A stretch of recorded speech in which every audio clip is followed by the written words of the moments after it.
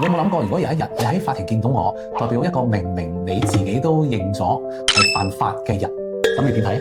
咁我會第一時間問下你嗰句咯，你係咪準備幫佢講大話？因為如果係，我會即刻拖你出庭咯，唔俾你做錯事。咁就係呢句啦。有啲人認為咧，律師為咗有罪嘅人辯護咧，就等於幫佢漂白啦，幫佢講大話。但係事實上又唔係咁樣咯噃。咁如果咧被告喺開審前同你講，喂，我做咗㗎，但係佢又上庭嘅時候又唔認罪喎，咁你仲可唔可以代表佢咧？簡單嘅答案其實可以㗎。咁但係咧要跟住一套比較嚴格嘅規則。咁啊，刑事手術入邊咧，舉證責任喺控方。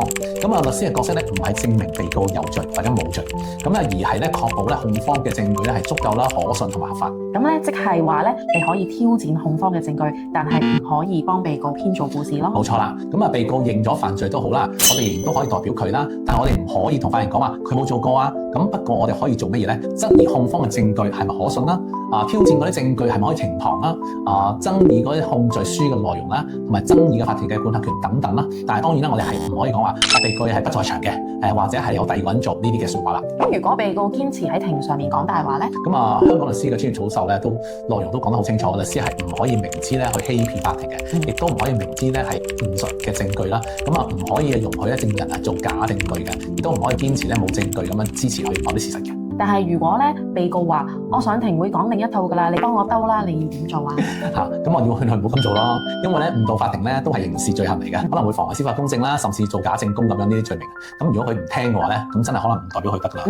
咁如果佢之前講一套，之後咧又另外講一套喎，但係唔係刻意呃法庭嘅咧？咁有啲唔同啊！咁人咧啲記憶有陣時都會變化，有遺漏㗎嘛。咁講之前係一套，又唔代表佢係有心要呃法庭嘅。咁如果佢承認咗自己案入邊係做假證供咧，咁而又唔肯向法庭披露咧，咁我哋就唔可以幫佢啦。聽落咧其實都有少少複雜嘅，不過咧其實咧核心就係律師可以為有罪嘅被告辯護啦，但係唔可以幫佢講大話咯。冇錯，律師係有責任咧保障個程序公義啦，但係就唔包括幫人漂白咁樣咯。講起挑戰證據咧，其實我諗起咧美國欖球明星咧有一個案件喎，佢喺美國嘅超級巨星啦，案件全國直播，控方覺得證據好強，但係辯方成功令到陪審團對佢嘅證據產生合理嘅懷疑，最後係冇罪㗎。係㗎，辛普森呢個案件咧都係一個案例啦，展示咧辯方唔係要證明被告係無罪，而係咧確保控方嘅證據咧係咪經得起考驗。被判無罪之後咧，喺民事嘅過程之中咧，呢個人亦都要承擔呢個賠償責任㗎。但係因為民事嘅標準同刑事唔同啊嘛。所以話咧刑事辯護咧唔係黑白分明嘅，而係一套好嚴謹嘅專業謹守嘅程序同埋操守咯。係啦，律師當然有個底線咧，就係唔可以呃法庭啦，唔好以為幫佢爭取權益就可以幫佢講大話。